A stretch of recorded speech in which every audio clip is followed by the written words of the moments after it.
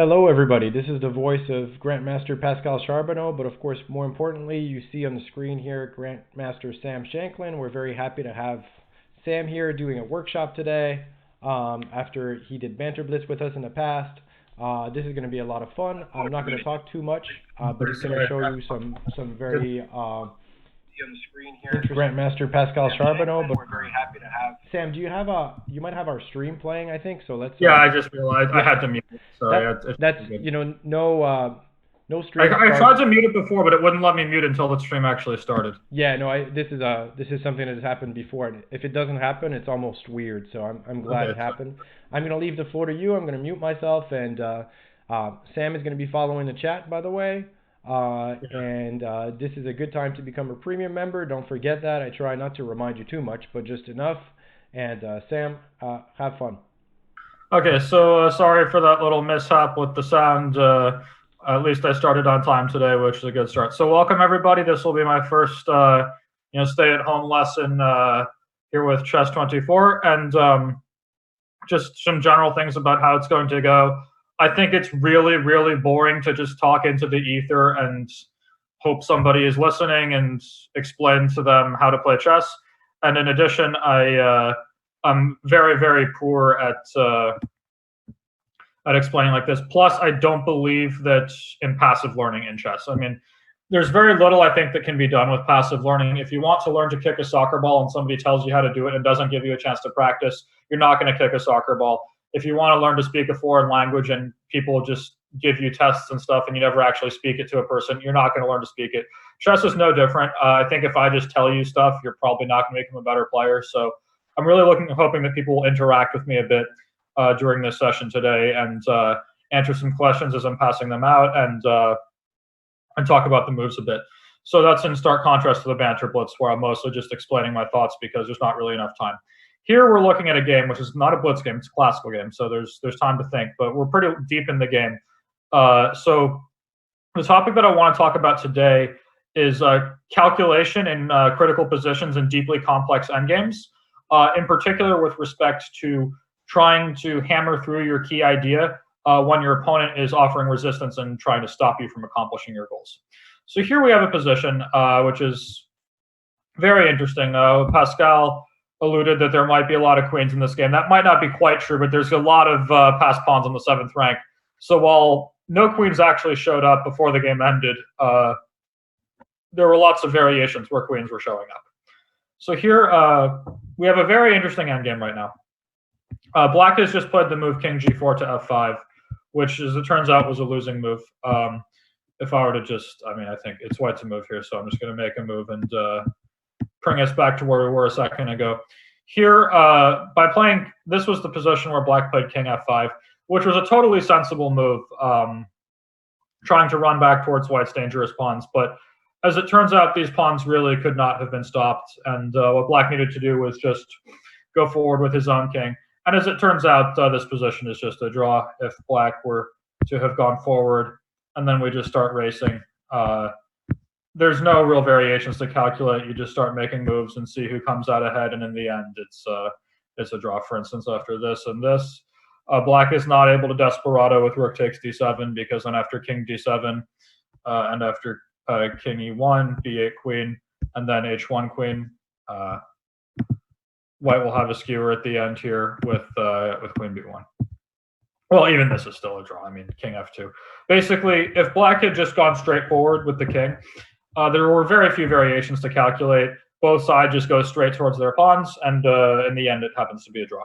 But luckily for me, black had chosen instead in this position. I mean, rook f1 check wasn't what I played. This was differently. But at this point, we got this position after king f5 on the board.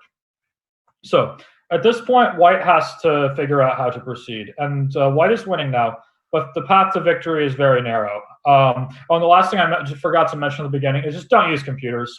I mean, if you want to waste your time and like just check the answer with the computer, really, I don't care. Go right ahead. But don't type in the chat any answers. That will just ruin it for everybody else. So so don't use computers. That's not going to help you. That's not going to help you become a better player.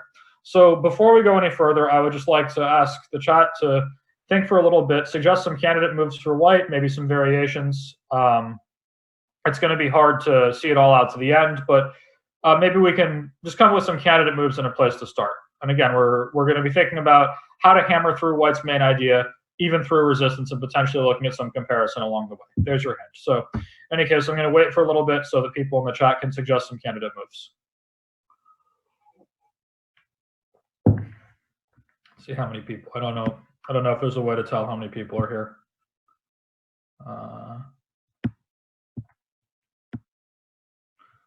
Okay, so multiple people are suggesting rook h1. This is a very important move to consider, for sure. Someone has also suggested king c3. This is also a very important move to consider. Both of these moves make perfect sense. Rook h1 is White says, I want to take that darn pawn on h2. And that's a very dangerous pawn that we have to get rid of. And king c3 says, I want to charge forward and go take black's pawn on c5 and then support my own pawns. There's not too much. So yeah. So a lot of people are suggesting these moves, rook h1 and king c3. So let's examine them. So Mauro Tirelli has pointed out a very important line. So let's suppose White were to play rook h1. I think this is the most obvious move in the position because what White wants to do is get rid of this h-pawn, and that's clearly Black's most dangerous pawn, which is keeping his rook at home. So now let's say Black were to play king to e6, and White takes the pawn. Can Black take on d7 now? Is this possible?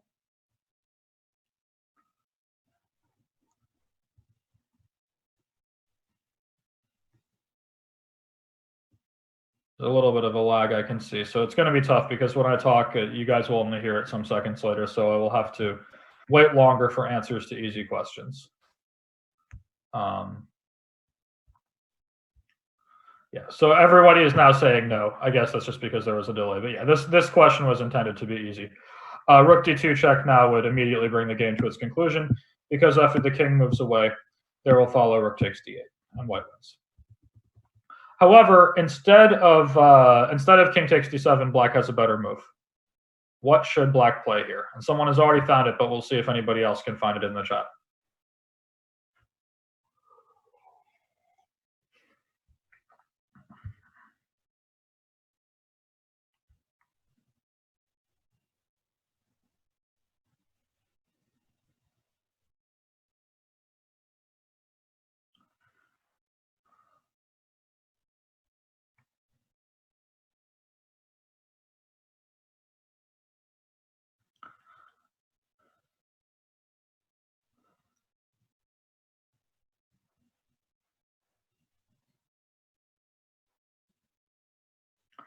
See if anyone can find the drawing move for Black. All right, so a few people have got it and some others are getting it wrong. So a lot of people are suggesting this move rook b8, but this doesn't really help Black very much because Black is still not threatening to take on b7, and White can, for example, play rook d2, and now Black cannot stop these pawns. For example, if king e7, then there is d8 queen. And after rook takes d8 and rook takes d8, White's going to go ahead and crash through. So, and in addition here, if Black were to play rook to d8, then b8 queen should similarly be decisive. So rook b8 was wrong. And some people were suggesting e4 here for Black, which also is not great because this pawn is too slow. But a lot of people found the right move, which is king d6. So Black does want the king to come back and help stop the pawns, but he can't take on d7 because then he gets skewered. But unfortunately for White here, he has no way to stop Black from playing king c7 and then going and taking the b pawn and then the d pawn. So here Black is going to save the game. This is unfortunate, but we have to start thinking why this is the case. White actually has two winning moves in this position after king d6. The problem is they're both illegal.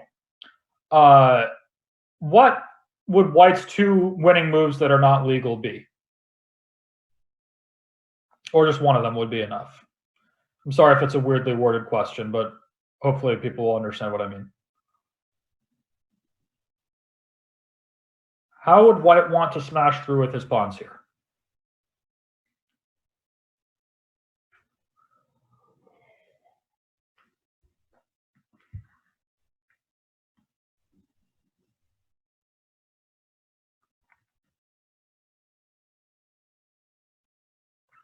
Okay, so Mauro Tirelli has it exactly right. The two winning moves here for white that, but you have to think moves that are illegal but realistic. The two winning moves here that I was looking at for white were rook b2 and rook a2. If we could bring the rook to either b2 or a2, we would win immediately because the threats of b8 queen or rook a8 would be good. The problem is both of these moves are stuck because the king on c2 is in the way and therefore preventing white from getting the rook to these good squares. Now you can say rook c8 or rook e8 or rook a8, but at that point you're playing bughouse. I mean, if we're thinking about actual moves that could in theory happen, I think it's pretty clear that rook b2 and rook a2 are definitely possibilities. It's just that in this specific position, white was ill prepared to play rook h1, rook takes h2, specifically because his king on c2 is still in the way of the rook sliding across the second rank. So we can now reject rook h1. It seems like after king e6, rook takes h2, and king d6, that black is saving this game. After king c3 and king c7, white is one tempo too slow to get rook b2 or rook a2 in. For instance, if rook b2, black goes king b8, and you cannot save the pawns, and this will be a draw after. For example, king c4, rook d7, king c5, rook b7, and we have a draw. So instead of that, why don't we check the move king c3, which a lot of people have also suggested for white. So with this move, white is paying no attention to with this move, king c3, white is paying no attention to the h2 pawn for the moment, but instead wants to bring his king forward. Now, how will black respond to this move?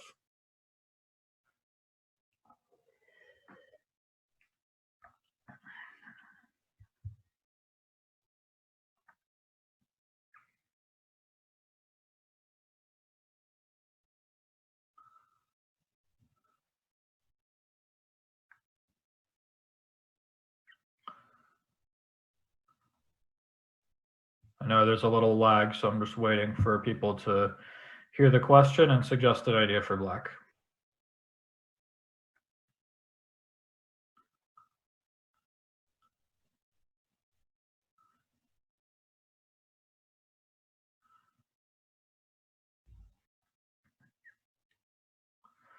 Okay, so Mauro Tirelli has found the best move, but there's another move that black can consider as well.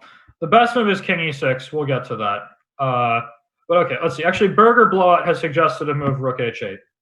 But I think that rook h8 is not so great because it doesn't actually threaten to make a queen. So for example, if I play rook h1, I'm now going to take on h2 next. And your rook protecting that pawn does not dissuade me at all. And then after rook h2 comes, I'll be in good shape. So a lot of people have said king e6, which is definitely the best move.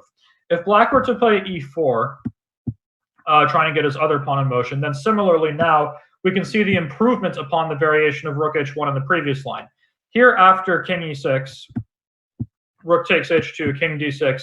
Previously, what we were saying is that here white's two winning moves were rook b2 and rook a2. At that moment, they weren't legal, but here they are. And after rook a2, for example, black should resign because he will lose his rook at least. After, I don't know, king d7, rook a8, white is going to make a new queen, and that will be that. Excuse me. Spring allergies, not coronavirus, and I promise I'm going to wash my hands as soon as this thing is over. Instead of e4, black should play king e6, which is something that a lot of people have already said in the chat. And here, white is facing a little bit of an issue because black is starting to get his king back. And now, how can white stop him from doing that? What you guys think? I just need to blow my nose.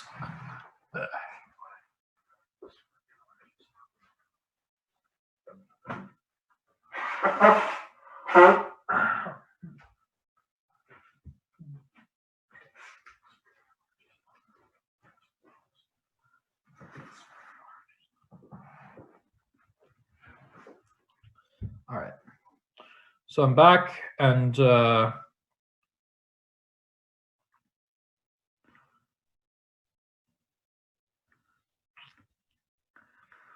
let's see. So a lot of people are suggesting rook d1, which makes a lot of sense because there's no real way for white to there's no other way for white to stop the king from coming in. So for example, after king c4, if we try king c4, black should not take on d7. In fact, actually, I think you probably can't even take on d7, come to think of it, because now after rook d1 check and king c6, I have a hard time believing that, or sorry, not b8 queen, excuse me, rook takes d1, rook takes d8, h1 queen. I don't think that white will escape a perpetual check with his king on the back, with his pieces on the back rank and unable to interpose. So I believe that even this is still a draw.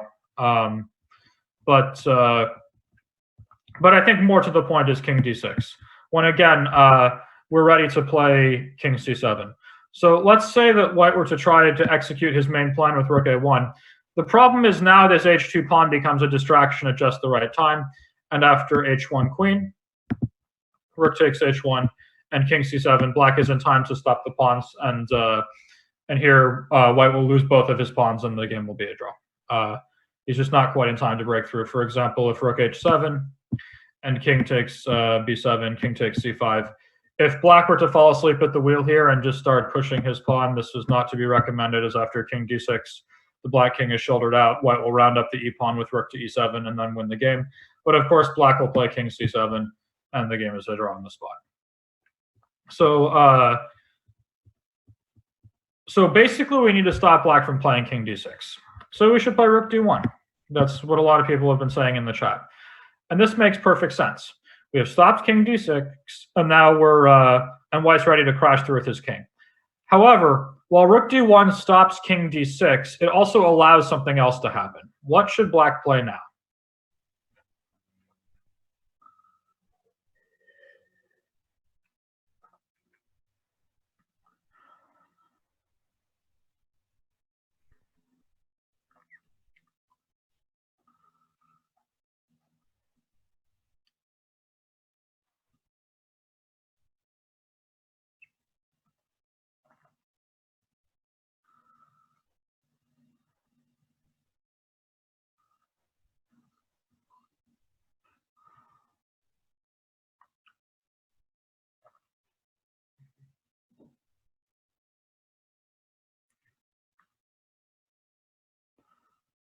All right, so a lot of people are suggesting h1 queen.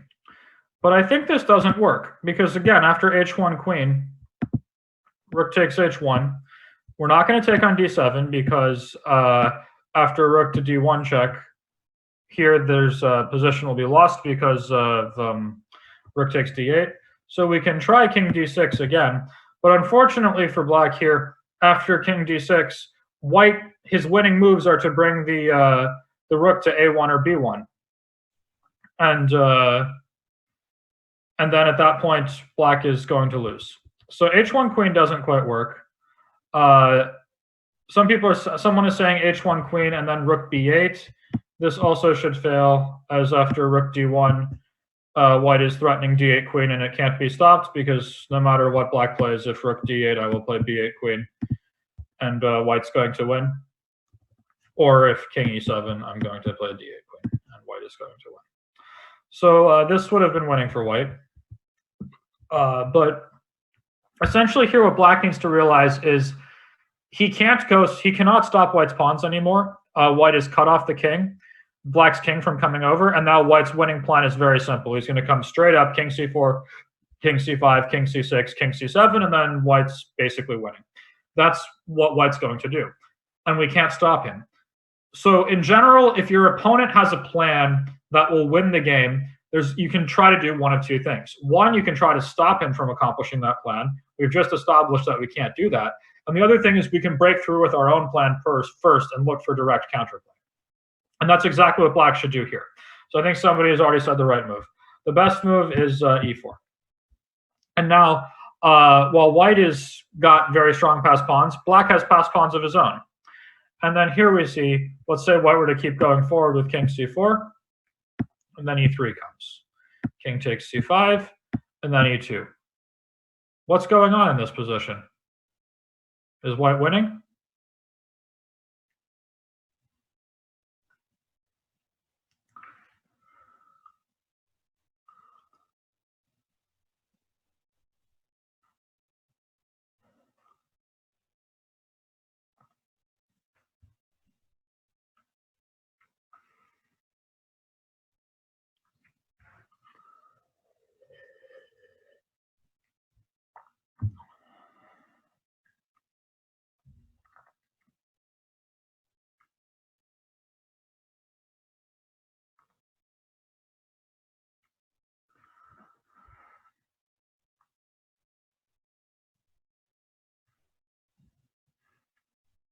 So Burger Blowout says no, white's not winning.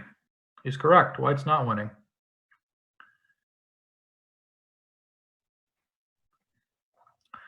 What's the evaluation here?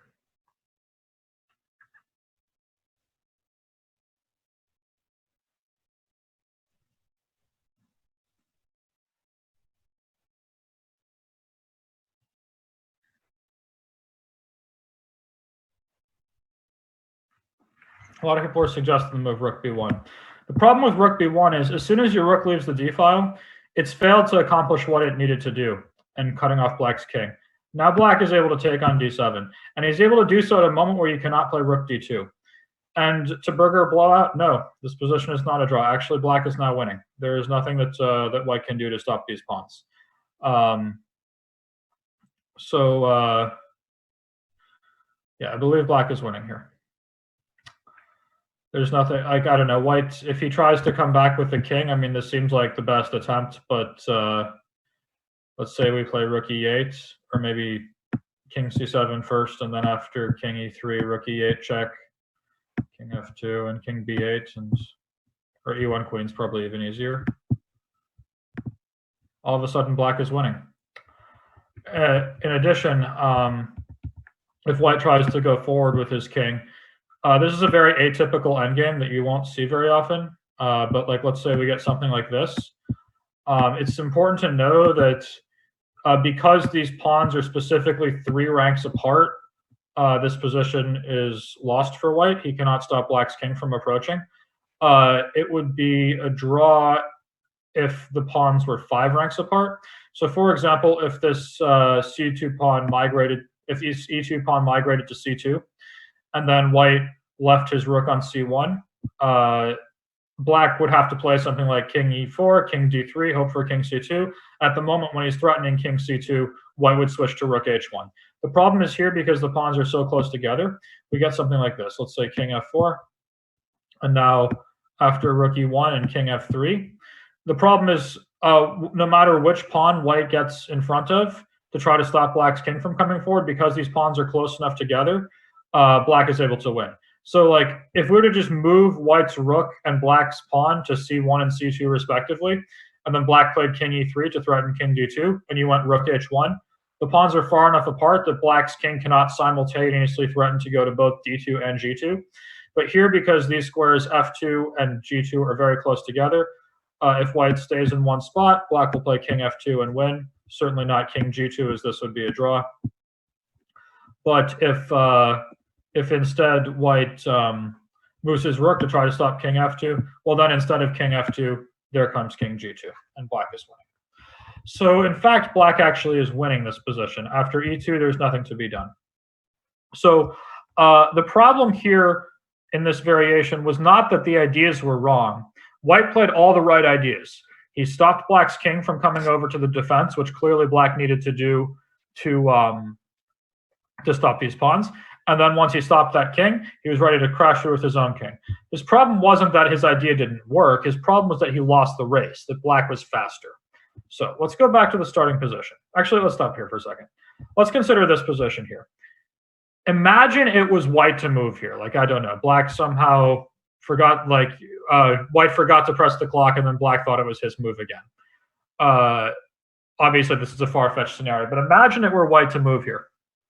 What would the evaluation be now?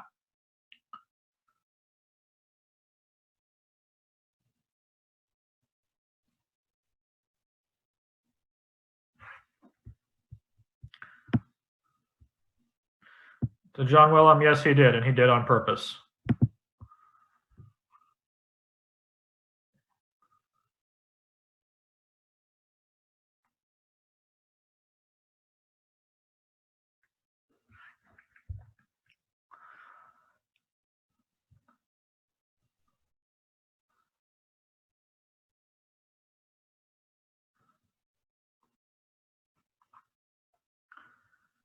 To someone saying b8 just wins, no, b8 would not win, because then after rook takes b8, and then d8 queen, rook takes d8, rook takes d8, black would make a queen at the end with h1, and then you would lose.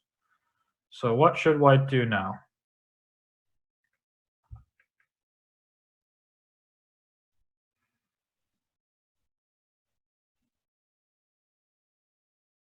Yes. So king c6 would be winning for white here. So this is actually a pretty rare moment in chess, especially at least in the end game. There's a lot of times where a tempo will mean the difference between half a point, where like between a draw or a loss, or a win and a draw is just hanging within half a point. That's reasonably common. We see it a fair amount in all sorts of different end games. But where a single tempo is the difference between a full point, that's pretty rare. But here we're seeing that exact thing. Essentially, we really need to be able to play king takes d7 for black. If white plays king c6 first, then black does not get king takes d7, and therefore white is winning. So for example, if it were white to move here, which it isn't, and we were to play king c6, and then black plays e2, and white goes rook e1. At that moment, white will be threatening rook takes e2 check, so that black cannot play h1 queen. The only way for black to stop that would be to bring his king off of the e file, but then when that happens, white is ready to play king c7 without the fear of rook takes d7. He will make a queen and win the game. So essentially here, we have a position where whoever's move it is wins. And we really want it to be our move. But unfortunately, in this variation we have here, it's not our move. It's black to move. And as a result, black is winning. Let's go back to the beginning. Some people have mentioned another candidate move on the first move that actually was the right way to go, but I chose to ignore for a few reasons. One, because I only prepared 2 games for today, and if somebody just gives a move in 2 minutes and then we're done with this one, that kind of doesn't work. But also because it's very important to understand specifically why the winning move works the way it does, and what the difference is between lesser moves and the thought process behind it. Because the winning move was not the first move I considered, but when I went through this thought process, figured out why king c3 was too slow, I was able to figure out how to play better. So with that in mind, let's revisit this first position. We've discussed king c3, we've discussed rook h1. We haven't been able to find happiness. But by using the knowledge that we've gained from these previous variations, we can now see that white does have a third move that makes some sense here that does turn out to be winning. So what should white play?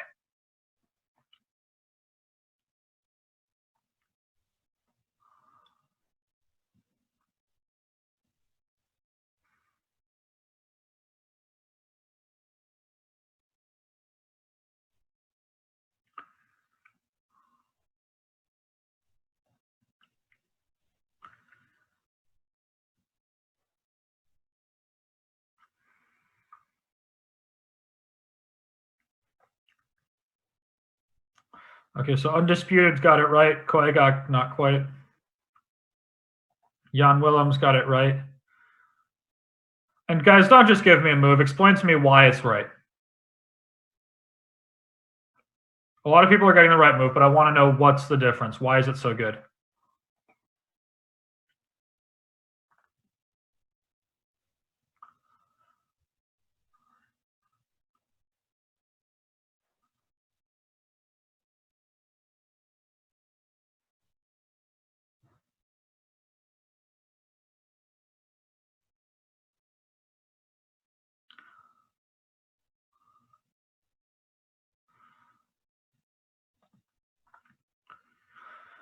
Yeah, okay, so Maura Torelli has it. So the best move is rook b1. Now this creates the threat of playing b8 queen, specifically because white's king is still on c2, which means that when black makes a queen, he won't be able to check along the first rank. So let me show you what I mean.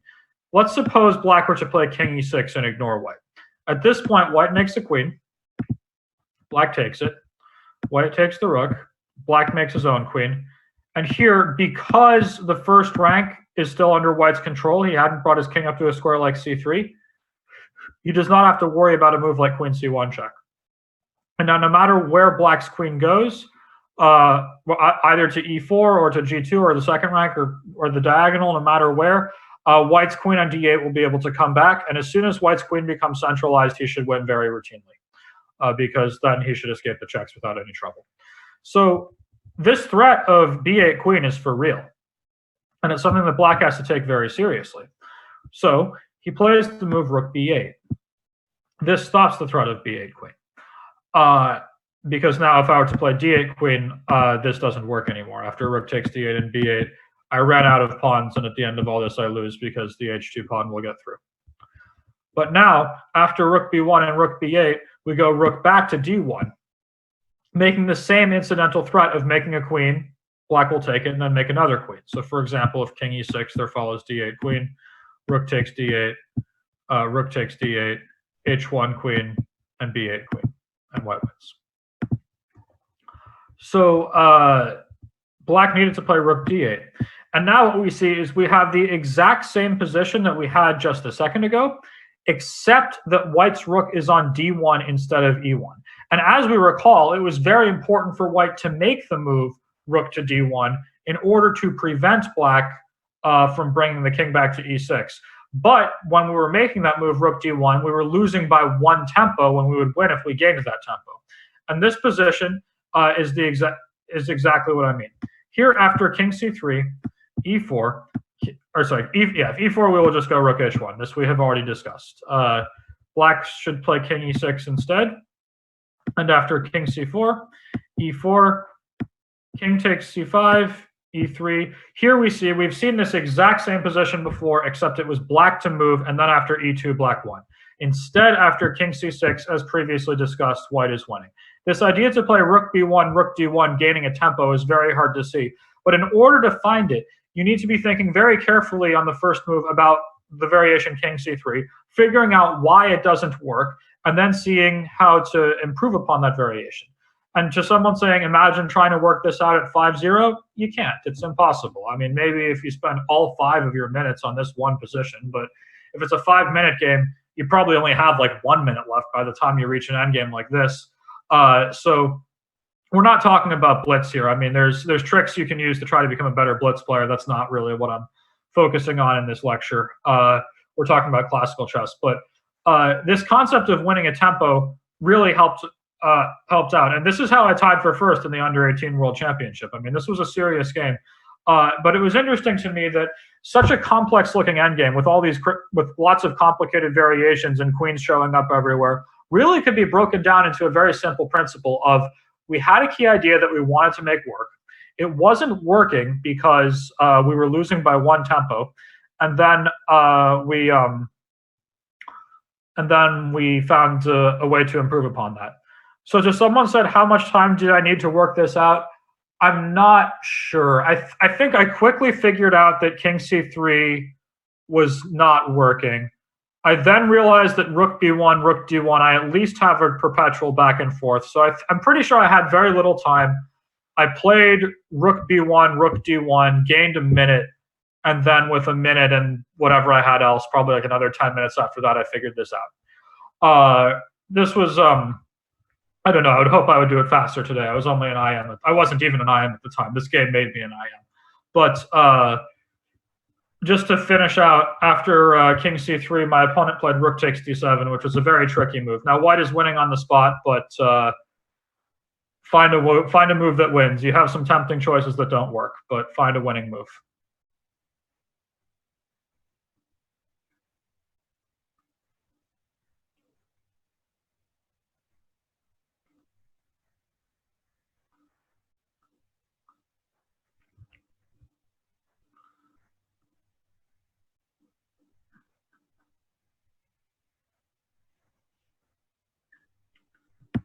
Tomorrow, Tirelli, there's a pawn on e5, so that's not going to work. You don't get to take the pawn on h2.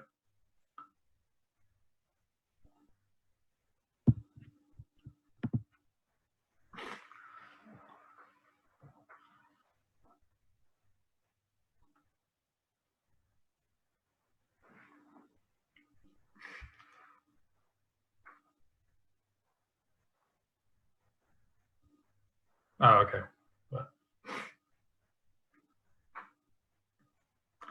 Yes, to undisputed. All right, so there's 2 very tempting moves in this position that both don't work. B8 queen definitely is tempting, but definitely not advisable because after rook takes d1, white's actually losing. He can't get to this h2 pawn, and he can't give a perpetual check. For example, if queen f8 check, I play king e4, and there are no checks. The only one is on a8, and after king e3, we see this very nice geometry where the king on c3 stops, where there's the king on c3, the pawn on c5, and the pawn on e5, blocking all avenues for the white queen to check black's king, and here white is lost. Similarly, if If white had tried queen c8 check instead, black can play king f4, and then the only check is here, and then king e4 transposes. So that would have failed. Rook takes d7 also would fail because after h1 queen and b8 queen, because the queen and the rook are not defending each other and white's king is off the first rank, following queen c1 check, white is going to be forced to step into a skewer, and he's lucky not to lose. But as a lot of people have pointed out, white just gets his rook out of the way, check that king, and then after the king moves away, white makes a queen. And so at this moment, my opponent resigned, and I got to share first in the under 18 World Youth. So this game was definitely close to my heart. It was a great endgame, I thought. It wasn't a fantastic game prior to this moment. It was very sloppy, in fact, but at this moment, I really liked it. And obviously, it was an important tournament for me. But I also think it was very instructive in showing this theme of fighting through the resistance and finding the way to execute your plan, even when it looks like your opponent is stopping you from doing so. So with that in mind, unless anybody has any questions about this game, I'd like to move on to the second one, or the second position that I was hoping to look at today, which is also from one of my games and a very interesting ending.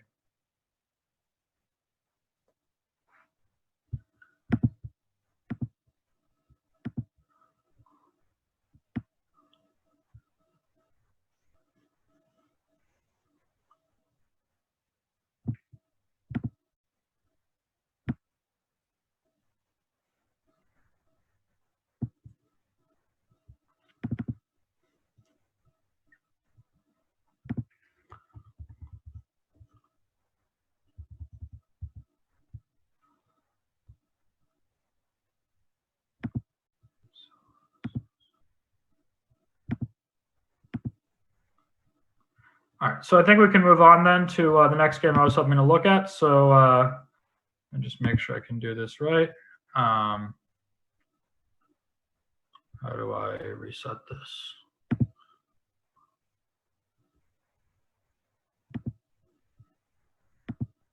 All right, so I just want to quick go through the way this game went. This was a game that I played with Rui Feng Li in 2015. And to what endgame book helped you the most? With these kinds of endgames, it's just more about calculation. But my favorite endgame book is Fundamental Chess Endgames by Karsten Muller. And, not to do too much self-promotion, but I think that I wrote a lot about endgames very nicely in Small Steps to Success, which recently came out. So this was a game I played with Rui Feng Li. It started as a Najdorf with h3. And this variation nowadays is not as common as some of the others, but I found a really nice idea in the opening in this game that I was happy with. It went h4, knight d7, h5. And I did some fantastic preparation in this game that nowadays modern computers are sort of able to find without that much trouble, but at the time they couldn't, and I had to find it on my own. So we got this endgame, ed4, queen d4, bishop d6, and I played h6. With the point that there's this pin to the rook, and after bishop e5, I just took on g7 anyway. And we got this very interesting endgame where I had 3 pawns for a rook, but my pawns were really, really good, particularly this pawn on g7. So it went knight c8, castle, knight d6, check, here. All right, and so now let's start here. So I played knight f6 in this position, and believe it or not, I was still in my preparation at this point. And Rui Feng played knight takes f6. Now, this was not in my notes, and I knew it. I had checked with the computer, so I knew this had to be bad, and I knew my position was already good anyway. So I was helped a lot in this case by knowing that I should be playing for a win, which it might not necessarily be that obvious if you're a rook down. But after knight takes f6, I started thinking, I have to either play bishop f6 check or bishop b6 check first, and then g takes f6. I quickly discarded the second option because after bishop b6 and the king goes somewhere, I thought black can just take on g7 or something. Maybe he should have gone to c8, I don't know. But I thought he will just sacrifice back on g7 and do fine. So I reached this position very quickly. And at this point here, white is winning. And I sort of knew white had to be winning. I knew what the computer evaluation was after the best move, and I knew that Rui Feng didn't make it. So I knew that I was winning here, but I didn't know how. And this is a crazy difficult position for white to prosecute correctly.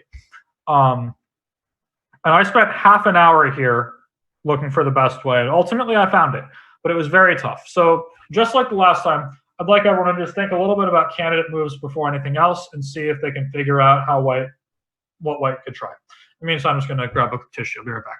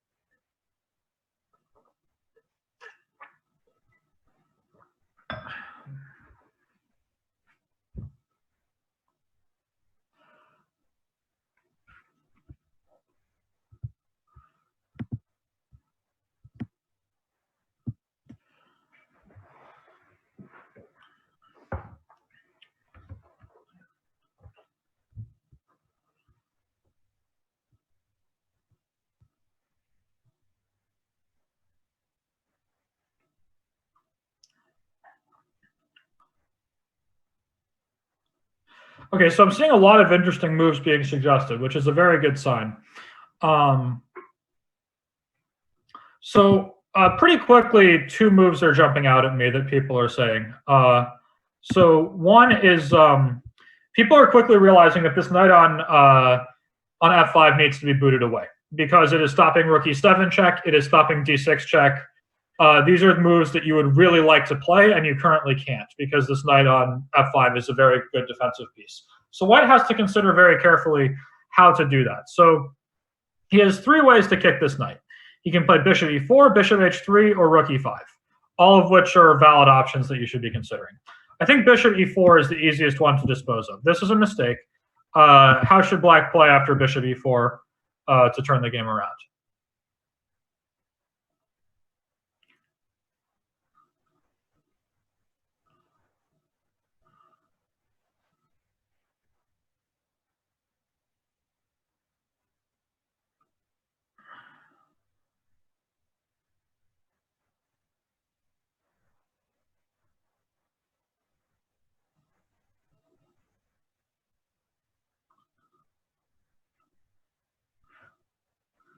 All right, so rook a e8 has been called. That is absolutely correct. Following rook a e8, I think white is lost because this knight on f5 is hit, and the bishop is pinned, and I don't see how to stop bishop takes d5, among other things, or knight takes g7 for that matter. And at this point, I think white is done for. So that's not going to do it. Bishop h3 is definitely a thought. But one problem with bishop h3 is that when we're thinking to ourselves, what was the whole point of kicking this knight away in the first place? The big thing was a lot of people were saying we wanted to play d6. Now with the bishop leaving the long diagonal, that's not necessarily going to happen. So for example, black can defend this knight with the move bishop c8. Now, if you had played rook e5 instead and still had your bishop on g2, then obviously d6 check would win here due to the hit on the rook on a8. But because that bishop has now left the g2 a8 diagonal, this move bishop c8 seems to hold black together. You really don't want to leave these opposite bishops on the board. These are notoriously drawish pieces, and after bishop takes f5, rook e7 check. Well, generally speaking, opposite colored bishops are drawish. That's because they're very good at containing passed pawns that the other bishop can't push through. So here we have a situation where white has a very dangerous passed pawn in exchange for a rook, and a rook is heavy material. But due to the presence of opposite colored bishops, it seems very unlikely that that g-pawn will ever actually get all the way through. So at this point here, I think black is actually better and that white is in some trouble. So bishop h3 doesn't work so well. d6 check is a thought, but I think I may be able to take it. What happens if I take this pawn? I think black's probably doing, well, I don't know. Rook e7 looks dangerous, but king b6 also doesn't look bad. King b6 probably isn't great. Now we're taking this pawn. Knight takes d6, and I think that black is sort of alive here. It's not pretty, but I think he's okay. For example, after rook e7 check, and say I go king b8, you can play bishop b7 and rook f7 with compensation, for example. You can play bishop e5, but I don't think this is actually breaking through. So the move that I believe is best is rook to e5. And here the point is white would like to play d6 next under the right circumstances, or potentially rook e7 for that matter, but he doesn't want the knight to take it. So for example, now if black were to play knight d6 after rook e7 check, he's completely cooked because he's going to lose a lot of material. Since these bishops on g2 and b7 are no longer staring at each other, thanks to the pawn on d5 in between, after something like king b8, bishop e5, black is just losing everything. And at this point, the game is finished. So instead, black has to be very careful here. In the game, he played knight h4, which was the best move. Let's say instead he plays knight takes g7. What should white play now?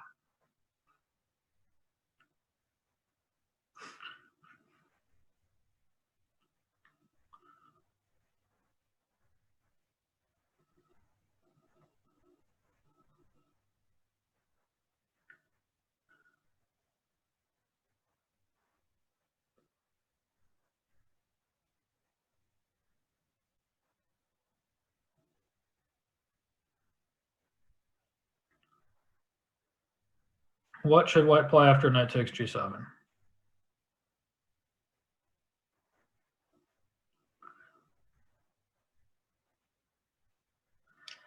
So I think the problem with d6, though, is basically here black's king gets to come to b6. And the reason the king can come to b6 is because this rook on e5 is in the way of the move bishop d4 check. Like, if you could somehow play bishop f6 to d4 through the rook on e5, and black was forced to play king a5, lose a piece on b7, and still be running into all sorts of trouble with his king, then this would work very nicely. But unfortunately, this doesn't work so well. So rook e7 check is the best move.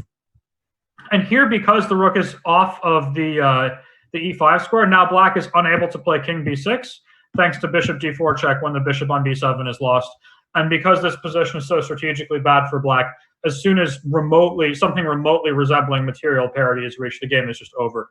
For example, after king to a5 and rook takes b7, I don't even see how black is going to stop bishop c3 check, followed by bishop b4, and then b3 checkmate in like 3 moves. Or bishop b6 check, king a4, b3 check, and bishop c5 with mate. So here black is just mated. And black cannot go to d6 because the bishop will be lost. So let's say black were to come back to a square like b8. The problem is here, it's actually impossible for black to ever get his pieces into the game. So for example, let's say white just plays rook takes f7, hitting this knight, who doesn't really have a great place to go. And then, I guess, I don't know, knight e8, because what else? And after bishop e5 check, and say bishop d4 check, king back to b8, and f4. Black is basically just in stalemate here. None of his pieces can ever move. The rook is stuck forever. The h-pawn cannot play h6 because after gh, the pawn then promotes. The bishop cannot move. The knight cannot move because of bishop e5. The rook on a8 can't come to a7.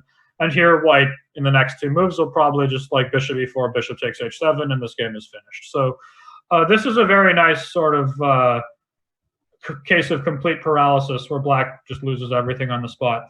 That's reasonably easy to see, I think. But much harder is what happens after this move knight h4 back here. Because now black's point is that after rook e7 check, he doesn't want to get his king stuck on the back rank, which locks his rook out of play. Because after rook e7, now black is able to play king d6 when he is counterattacking the bishop on g2.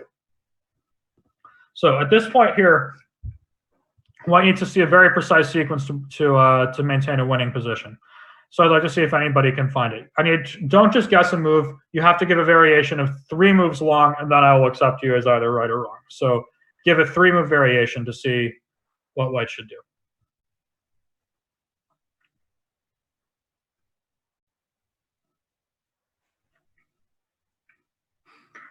A good place to start is looking at the most direct moves and why they might or might not work.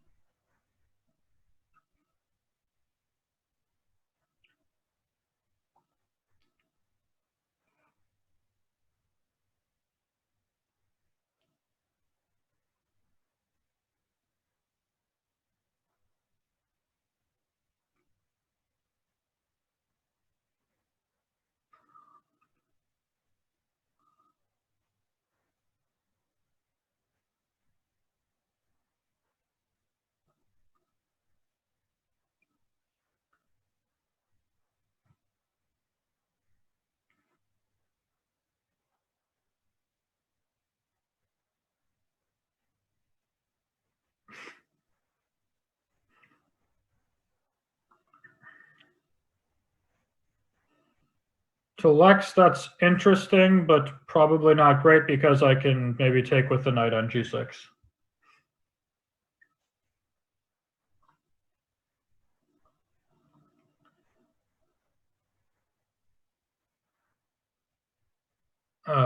Yeah, so Cthulhu, I think you have busted the previous line. Von Egelfeld, bishop e4, with the idea of rook ae8, chop chop bishop h7. That does seem to win, but I believe black should be able to defend better than that. After bishop e4, perhaps black can play knight g6.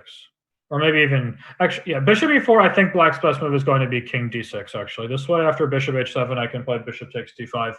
I think it's going to be hard to break through a second time in the corner.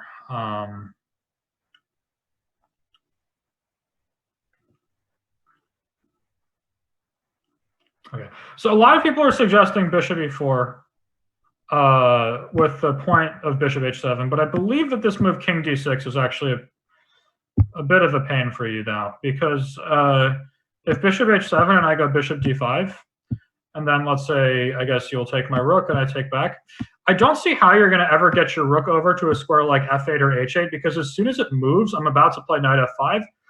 And in fact, my next two moves are going to be bishop e6, knight f5. So unless I'm missing something here, I believe I'm going to get this g7 pawn. I don't see how you're going to get through. Now, I think it will take me enough time and that I've lost enough pawns that white's still not going to lose. I think this will be a draw. But this is, I believe that here black is going to hang on. So let's discuss by first looking at the, and someone was suggesting g6, but here I believe knight takes g6 is okay for black. So let's just think the most basic thing we could try would be d6 check. Of course, black has to play king b6, chop on b7, and now go d7. It's like, okay, make our pass pawn, push it all the way forward. What could be more natural? But this doesn't work. Why? What is black's saving move in this position?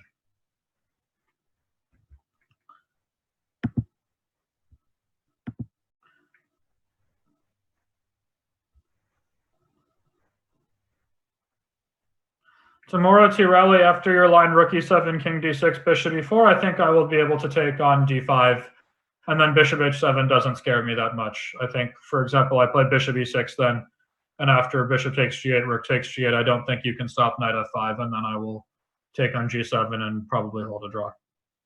Maybe black can play better than that, but that seems good enough. In any case, at this point here, this is a critical position. Just going d6 check, bishop e7, and d7. This is wrong, but it's very important to figure out why. Because once we realize why this is wrong, we'll be able to find a better defense, or a better way through despite black's best defensive efforts.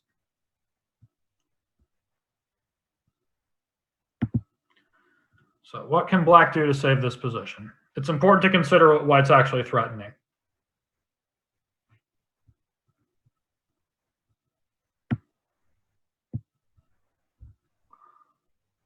Well, in order to save it, you have to think, what's white's actual threat? Is he threatening to make a queen right now?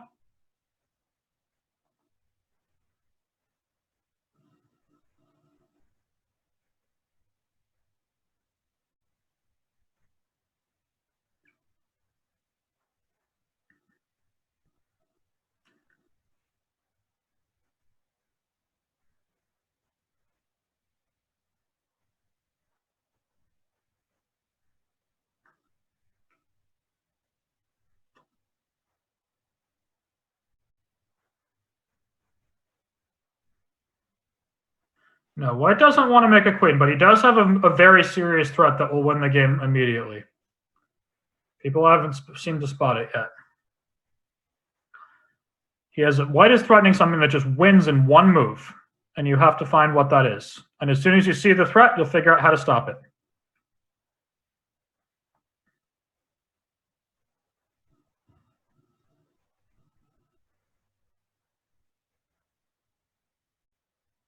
Nope. People still haven't found white's threat. This is important.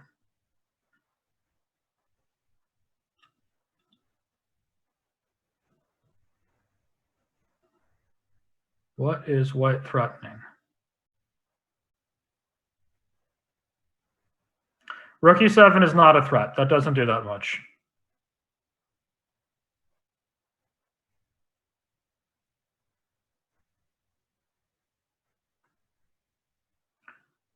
Bishop e7 isn't great either. There will be knight g6.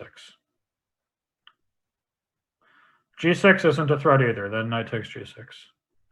It's very important to know what the threat is in order to find black's move. Okay, Lex has got it. The move that white is threatening is rook d5. Yes. And once rook d5 comes, he will be threatening to play d8 queen, and then you cannot stop him, because if you play rook d8, white will take that rook, and then after rook takes d8, g8 queen, white breaks through.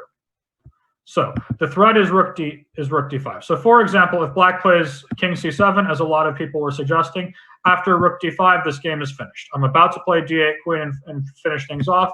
If rook d8 and say I go rook c5 check, you cannot take this pawn because rook d5, and after something like, I don't know, king b7 chop, rook c8 is coming, and this game is over. So, but as soon as people figure out that rook d5 is the threat, it's not so hard to see that the way you stop it is king c6. This prevents rook d5, and it also forces white to immediately resolve this tension and probably make a queen right now in order to maintain a tenable position that he can hope to draw. If you were to play rook e7 here and black plays something like rook d8, at this point now, white actually has some problems to solve. And he probably should still draw this position, but it's not going to be easy and it's not going to be fun. This point is that black had this move king c6, which stops white's threat of playing rook d5. So when we go back to this position here and we realize what white wants to do is play d7 and then rook d5. That's how white wins the game. He can't do this right now because after d7 there will follow king c6. What move can white play to prepare d7 while stopping king c6?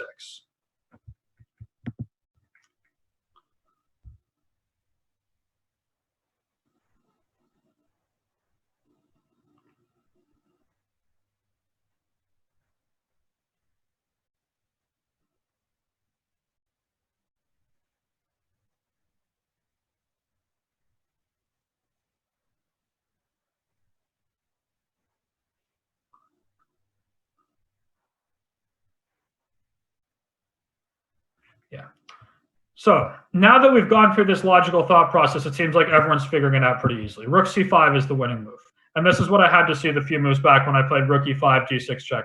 Rook c5 is the only way to win this game. And as it turns out, black is powerless to stop this threat of playing d7 followed by rook d5. And it's very important that after rook c8, I can go d7, and if rook c5, d8 queen, and after rook takes d8, bishop takes d8, g8 queen, he's not going to be able to stop g8 queen. So the reason that I was able to find this variation where I went with this where I found this rook c5 move was not because I'm some brilliant genius and just saw all these right moves the first time around. No, I absolutely didn't. I was looking for moves that seemed very direct and natural, and when they weren't working, I thought to myself, why aren't they working? And then when I came up with this king c6 as being black's only defensive move, and then started thinking to myself, how can I stop him from doing that? Rook c5 became very natural. And in fact, as soon as I put it in these terms, everybody in the chat got it very, very, very quickly. So this wasn't, so this really was a lot about thought process. I mean, the calculation here, it had to be done and it wasn't that easy or anything, but really it was the thought process that white needed to find this move rook c5 to bring the game to its conclusion. There's really nothing for black to try. I mean, he can try king b6, but as somebody has already pointed out, after b4, the rook is defended, and now white is still threatening d7. And if rook a7, bishop d4 should be good enough. He can try knight g6 so that he's ready to meet d7 with knight f4, but this also fails, as after rook c7 check and b4, bishop d4 is mate next, so black has to play a5, and after bishop d4 check king a6, we got this actually really amusing position where absolutely none of black's pieces can move ever.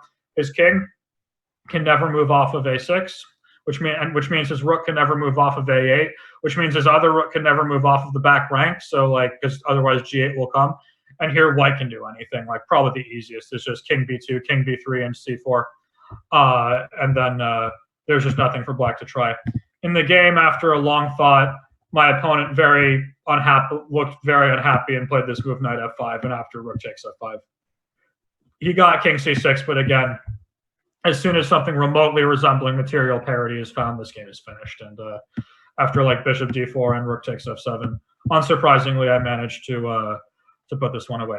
So in any case, I hope this was an interesting first session. I did my best to have a healthy mix of just sort of doing lecture style while also interacting with people in the chat who were trying to follow along and suggest some moves. But I think it was both of these games were good illustrations of how you can look for the most direct moves, which oftentimes won't work. And the better your opponents are, the less likely these moves will work because they will have figured that out in advance. But then when you start to think about why they don't work and look for move orders and look for tricks to stop your opponents from accomplishing their ideas, you're able to fight through the resistance, execute your plans, and then hopefully win some good games. So in any case, thanks very much to everyone for watching and joining in. And I think I'll be doing another one of these tomorrow, and I look forward to hopefully seeing some of the same faces then. Thanks much. Bye. Thanks a lot, Sam. Okay, good stuff.